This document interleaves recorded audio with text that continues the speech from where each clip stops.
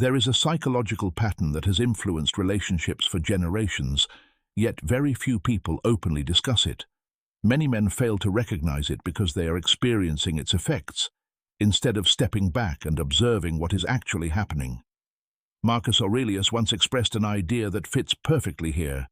What we hear is often an opinion, and what we see can be shaped by perspective rather than truth. And brother, there is often a major difference between what someone says they want in a relationship and what actually creates emotional attachment or attraction. Understanding that difference can completely change the way you view dating. Now, you might be thinking, this sounds like another toxic dating theory. Stay with me. What I'm explaining is connected to well-known principles of behavioral psychology, conditioning, and human decision-making. Once you understand the pattern, you may begin noticing it in your past relationships, your current interactions, and even in the way people respond to attention and affection. So today, we're going to break this down step by step. I'll explain the psychological mechanism behind inconsistent attention, why unpredictability can become so emotionally powerful, how to recognize unhealthy patterns, and most importantly, how Stoic principles can help you maintain control over your own emotions. Some of what you hear may feel uncomfortable. You may disagree with certain points. That's completely fine. The goal isn't to blame women or men. The goal is to understand human behavior so clearly that you stop becoming a prisoner of someone else's actions.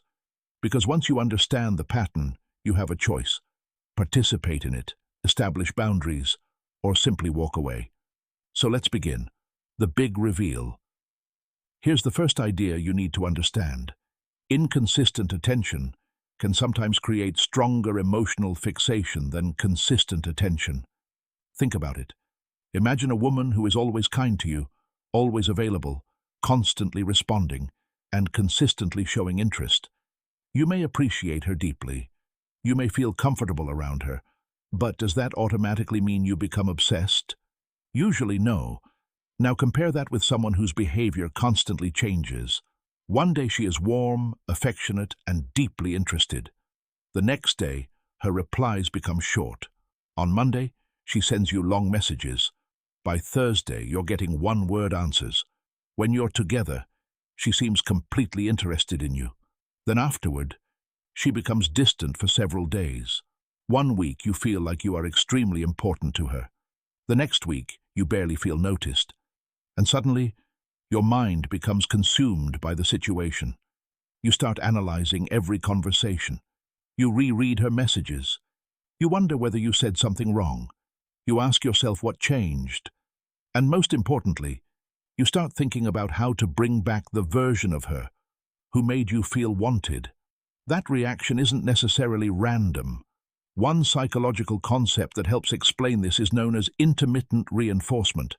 The basic idea is simple. When a reward appears unpredictably, people can become highly motivated to keep pursuing it. Think about a slot machine. If you knew exactly when you would win, the excitement would eventually disappear. But when the reward is unpredictable, your brain keeps wondering, maybe the next attempt will be the one. That uncertainty can keep people engaged for much longer than a predictable reward.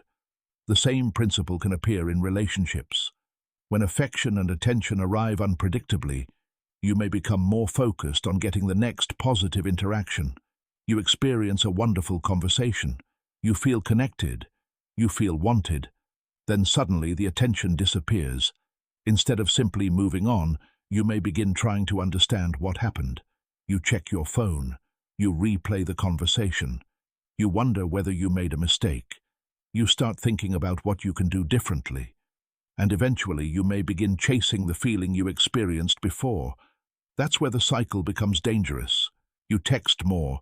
You become more available.